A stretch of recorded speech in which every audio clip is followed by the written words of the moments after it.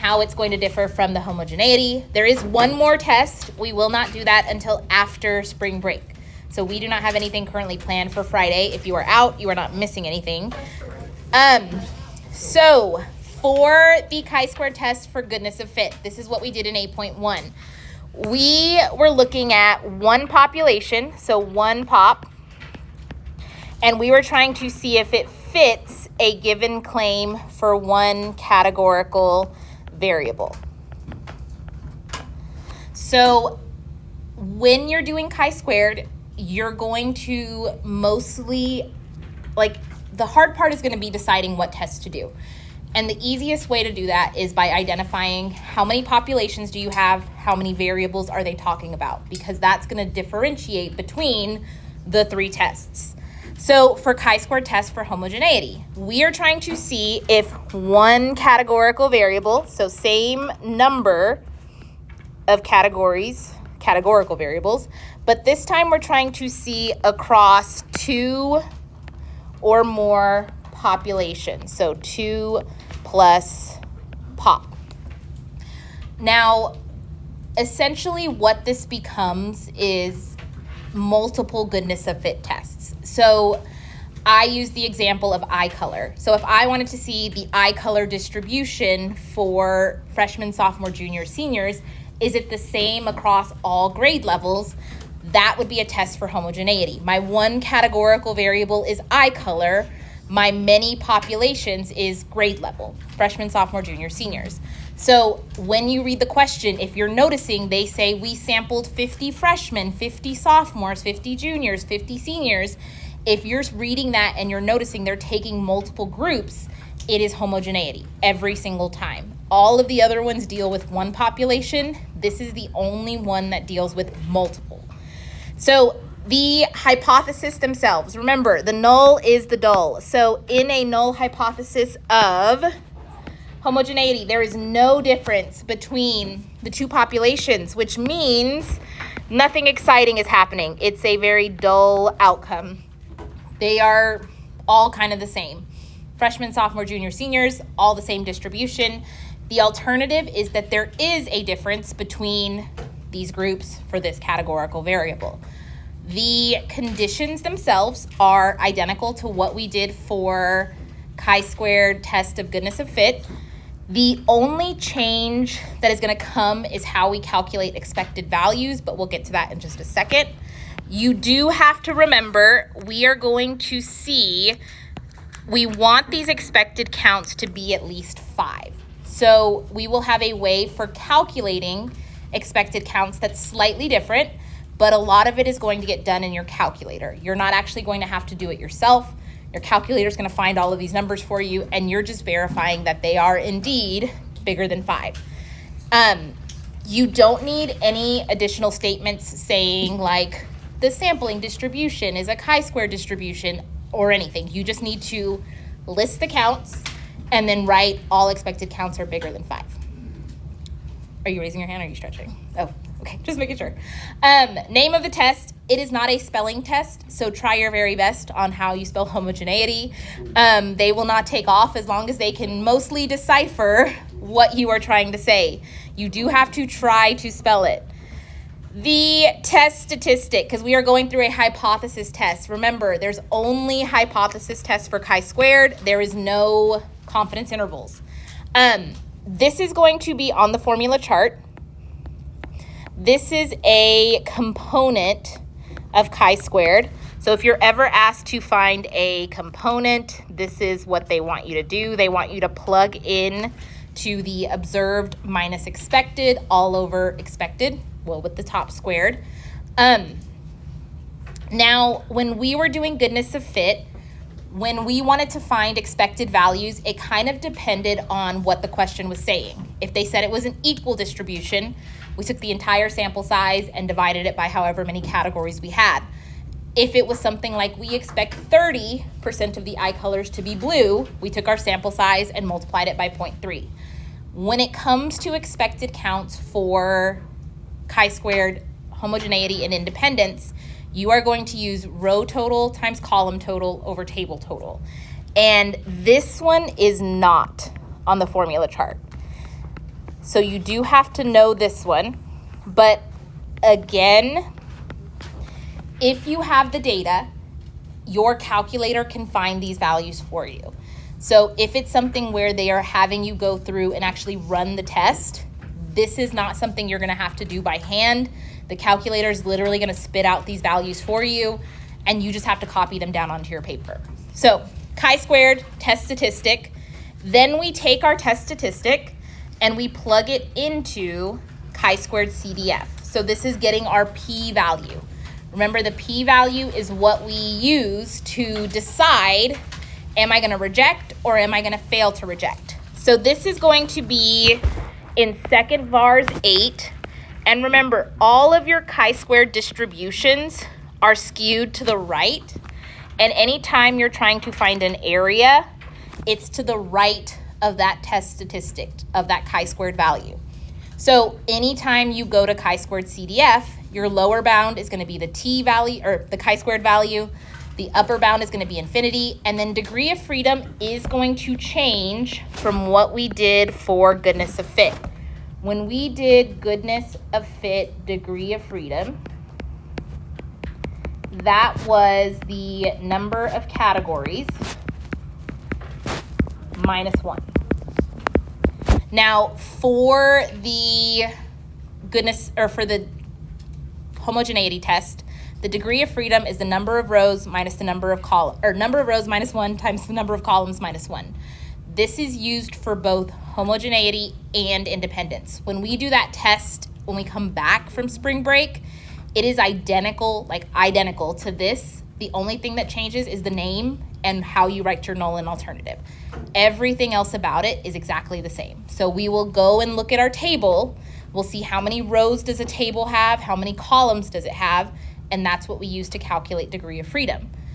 If you are using the calculator function, it will tell you what the degree of freedom is.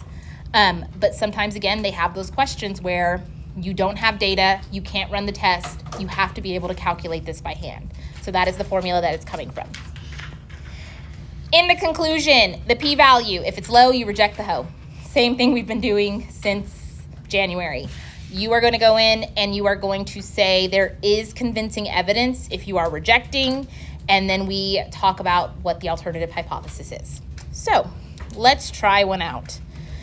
We have Andrea is addicted to TikTok, and she believes that most of RHS students are too. She wants to investigate if there is a difference in TikTok usage among junior and seniors. She randomly samples 65 juniors, 85 seniors, and we have her data. Is there convincing evidence of a difference in the distribution of TikTok usage among RHS juniors and seniors? So just to kind of point some things out. Couple of keywords: difference, distribution of TikTok usage, RHS juniors and seniors. So this is going to be two populations, RHS juniors, RHS seniors. This is one categorical variable. And normally something like this could potentially lean quantitative if you were asking, like, how many hours a day do you spend on TikTok? That is not what the question asked. It basically sorted them into 3 different groups of at least once a day, once a week, or once a month or less. And then anytime you are kind of seeing these questions, I know when we were doing regular hypothesis testing, if you saw difference, that meant not equal to. And essentially it's kind of the same thing, but the big difference between that situation when we were doing z-tests and z-intervals and this is you should notice that you're going to have multiple groups. It's not necessarily that you are doing like a 2-sample test to see if they are alike. It's more so we want to see, are they alike for all of these different categories of this variable? Before, it was just like, is the same proportion of blue-eyed people equal to the state average? And you were just looking at, is it the same? This is, are they the same across the board? Now, another kind of big hint that you are doing chi-squared is if you look at a question and they have a 2-way table on the question, it is most likely a chi-squared test. So that is a good indicator that you are not doing a z-test, z-interval, you're doing chi-squared. So let's go in, let's fill in some of this information. The null is going to be that there is no difference in TikTok usage among RHS juniors and seniors. And then I'm going to say the alternative, which is the more exciting one, is there is a difference in TikTok usage among juniors and seniors.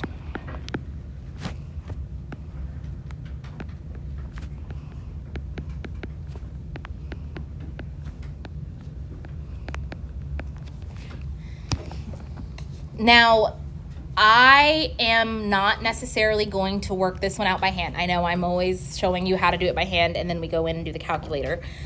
Chi-squared calculations get to be very long because think you're doing a component for every single cell of your table. So that would mean if I were to do this by hand, I would be going in and making 6 different fractions, adding them together, getting my test statistic, and then finding my p-value.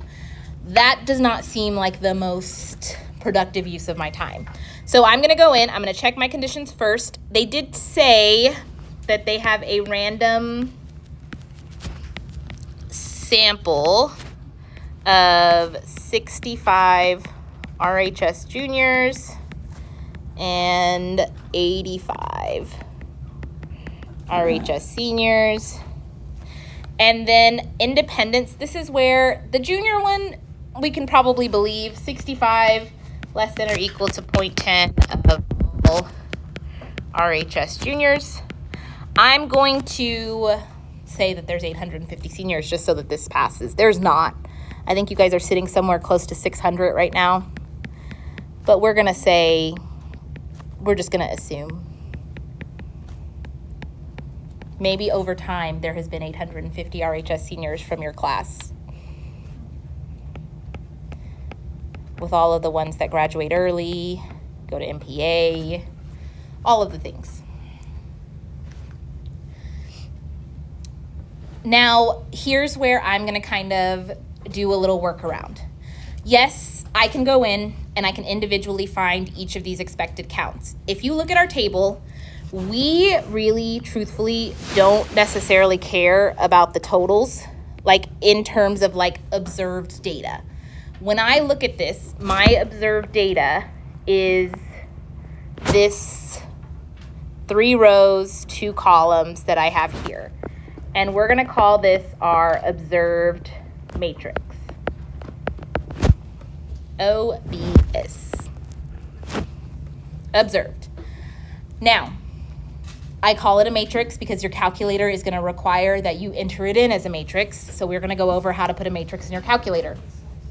But I'm gonna talk about how to find an expected value by hand before I get there. So I'm gonna try to find the expected value for this cell, juniors and once a month or less. So I'm gonna say juniors once a month or less. This is gonna be my expected value. We are gonna take the row total, which is 14, the column total, which is 65, and the table total, which is 150. So row total times column total over table total. And that is gonna get you your expected value for that individual cell. So when I look at the table, where that 4 is, I would expect if they were the same population, there's no difference between juniors and seniors, I would expect to see 6.07 there. Now, what we normally do is we write this as a matrix that looks pretty close to what we have in our two-way table. So I'm just gonna put 6.07 there. Now, I could go through and find the other 5 values this way. This is not something you have to show work for. You could just do it in your calculator and call it a day. However, we're gonna show how our calculator can work for us so that we don't have to do that. Before I kind of get there, I'm gonna name my test chi-square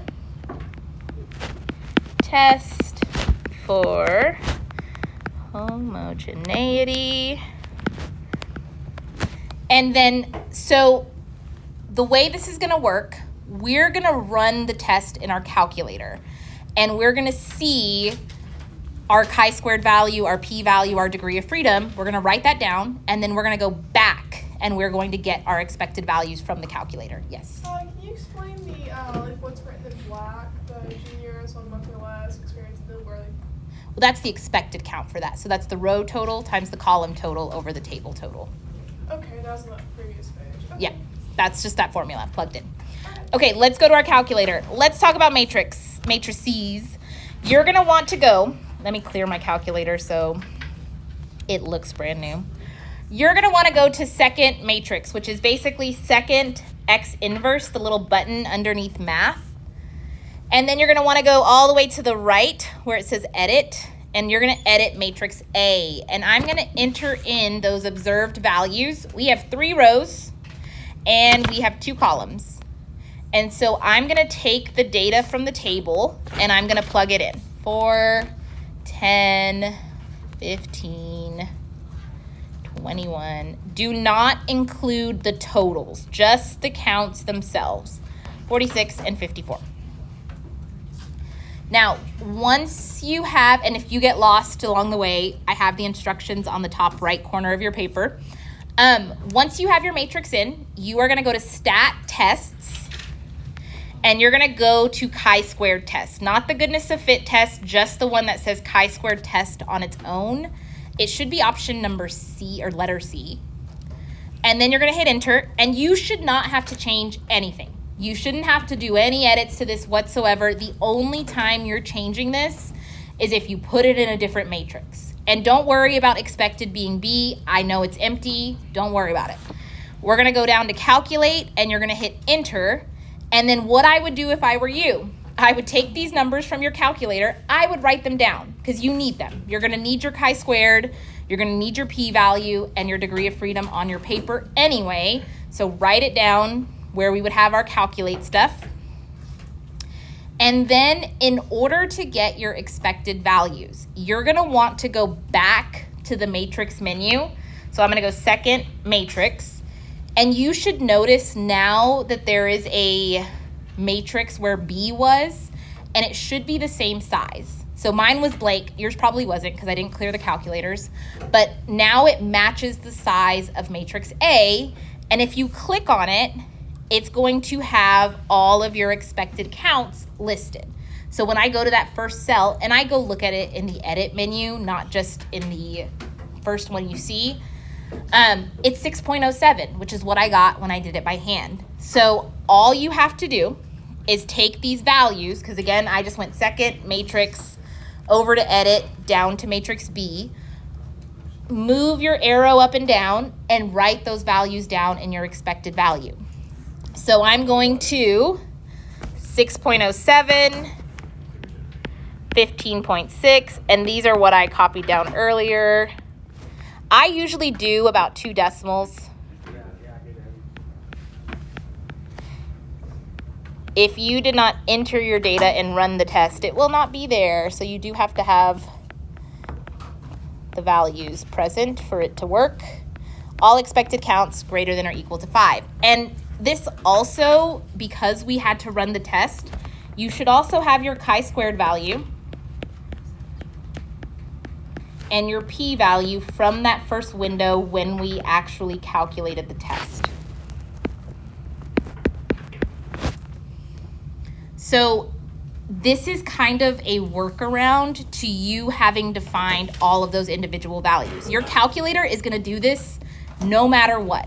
So even if you took the time to find all of the expected values and you plug them into matrix B, your calculator is still going to overwrite matrix B and fill it with expected values.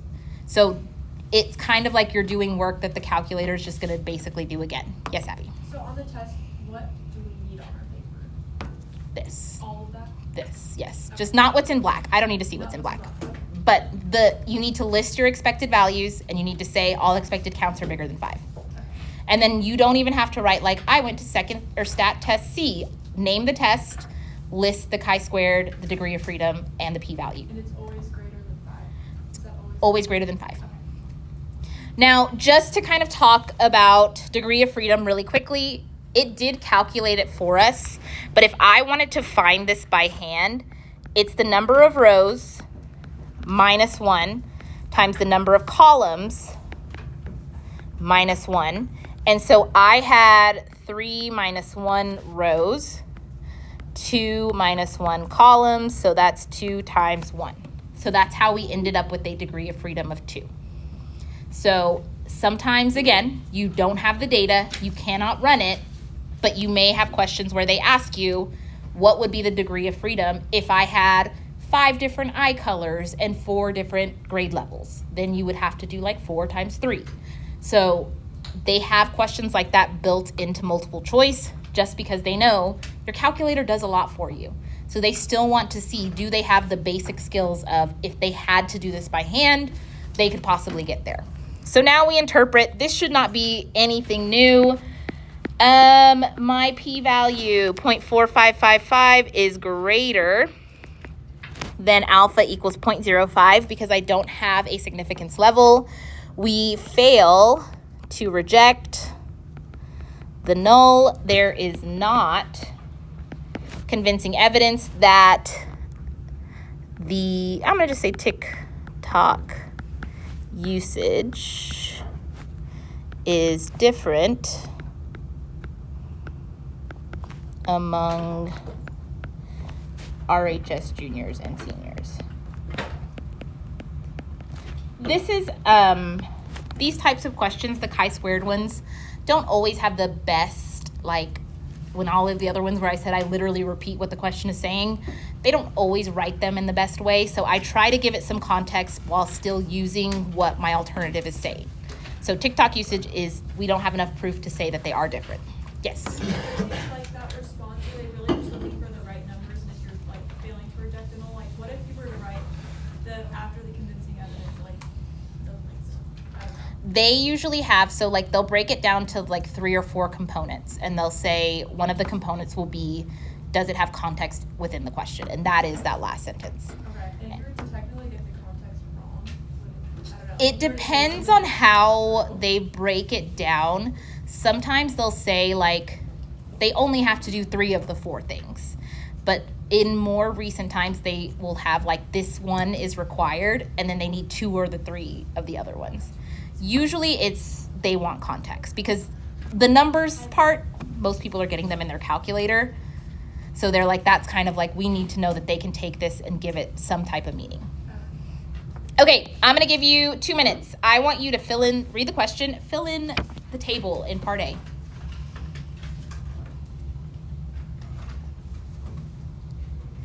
Read the question, fill in the table, use your calculators, don't do the math in your head.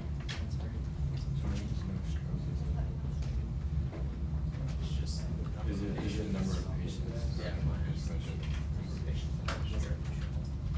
Okay, that's what I thought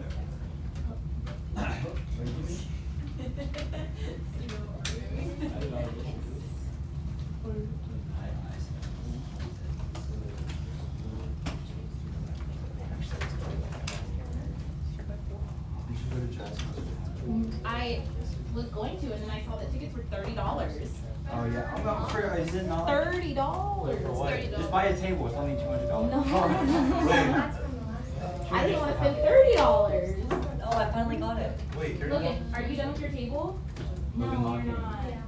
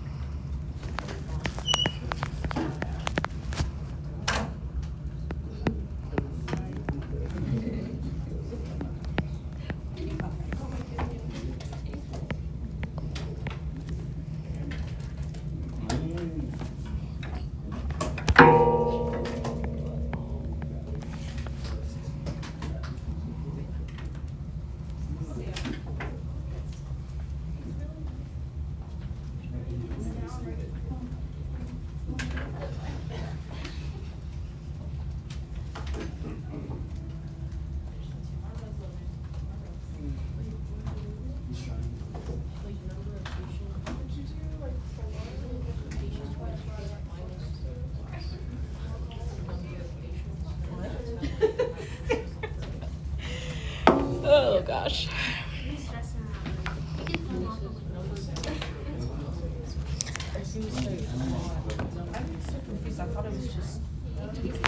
It's not hard. It's not. It's not. No, it's not hard. There's nothing hard. It's not hard. It is a 2-minute task, yes.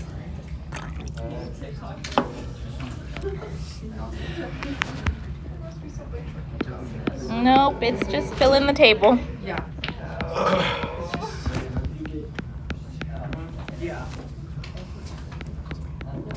I knew that.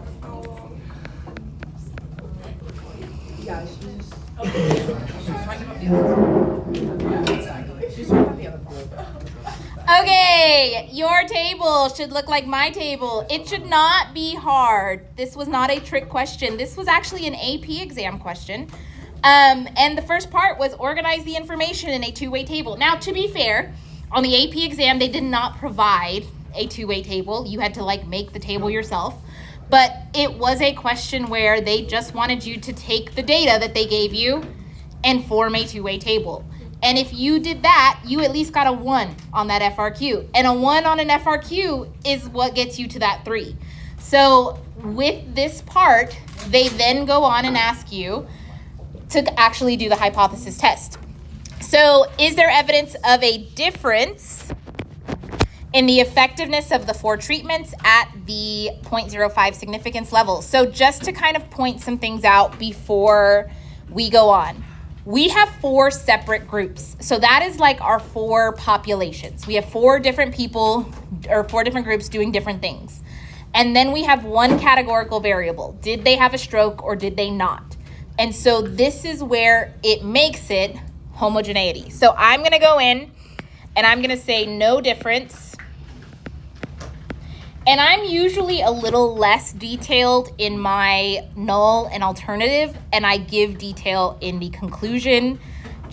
I want the null and the alternative to kind of hit the high major points. No difference in effectiveness among treatments. And I'll kind of mention strokes and things like that when I actually write out the conclusion. A difference in effectiveness.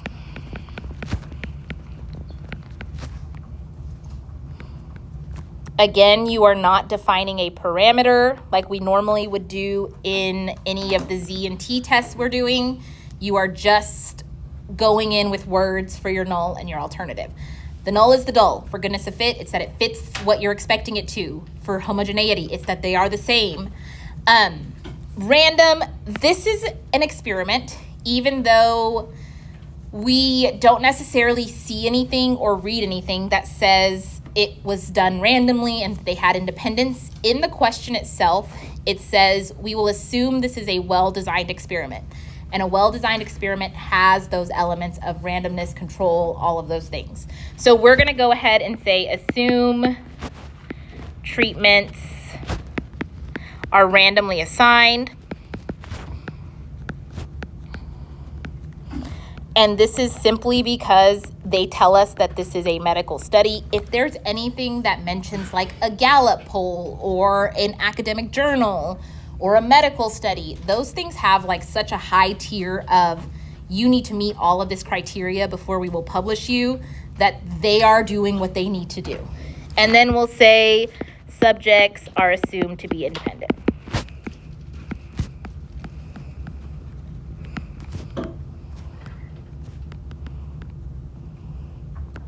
So we do still potentially get some experiments within the categorical realm of things, but a lot of the time you will see it more with quantitative data and t-tests and t-intervals.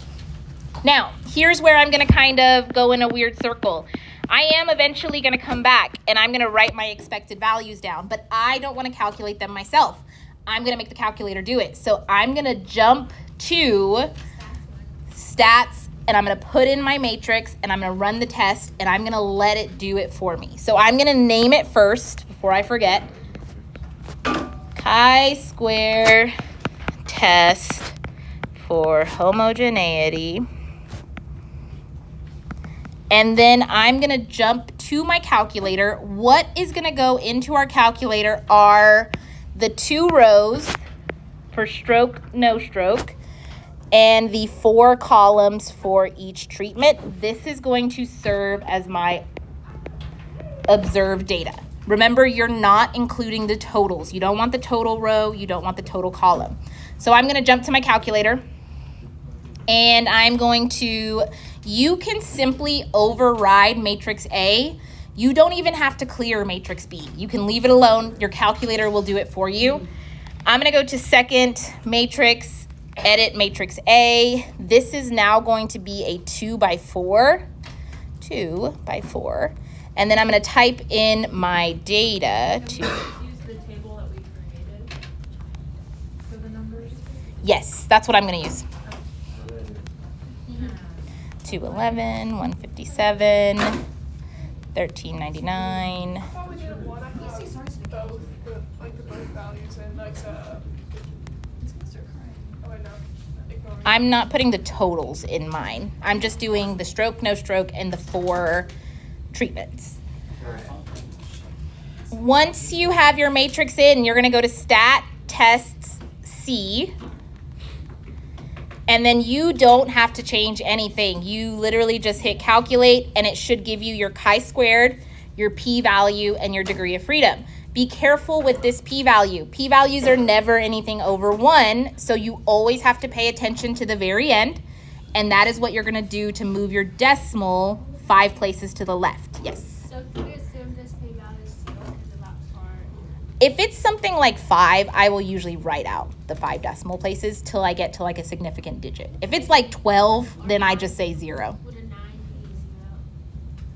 be 0? Like -9? Yeah. I think 5 is probably the most I will go. After that, I'm like, yeah, it's basically 0. And then what I'll do is I'll go back to second matrix, and in the edit, you'll notice now matrix B has the same dimensions as matrix A. You didn't even have to clear it. And that is where I'm gonna get my expected values from. And so I will copy those over onto my paper without having to actually do the calculations myself. And you do have to list them. This is not a situation where you can just check them in your calculator and say that all expected counts are bigger than 5. If it is an FRQ on the AP exam, they are going to expect to see those counts listed on your paper. Again, a lot of it is under the assumption that you are doing this in your calculator, so you're probably not finding it yourself. So they want to see the added work of at least writing it down. Wait, it's not letting me scroll to the. That's why you gotta go to edit, because as soon as you click off of the matrix in the regular menu, it like won't let you touch it anymore. It's a really weird feature of the calculator. That's why I look at it when I go to edit and not just paste it.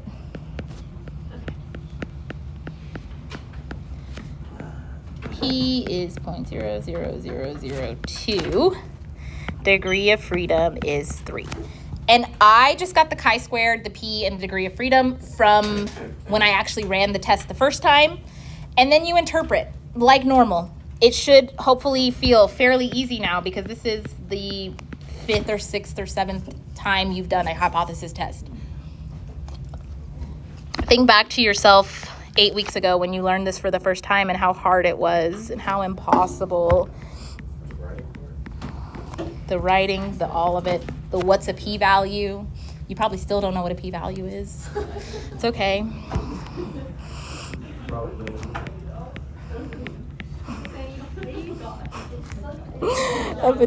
It's something. It is something. It's a probability, yes. It's a condition. What's the condition for a p-value? The null hypothesis is true. Why no? It's the null hypothesis is true. Oh, yeah. We reject the. You reject the hoe if the p-value is low, yes. And I'm going to go ahead and give it some context and say for preventing strokes at the end, because that is what this is testing after all. If the combination of whatever they're doing, aspirin and the new medicine, is actually helping any. Okay, Friday, we are not doing anything.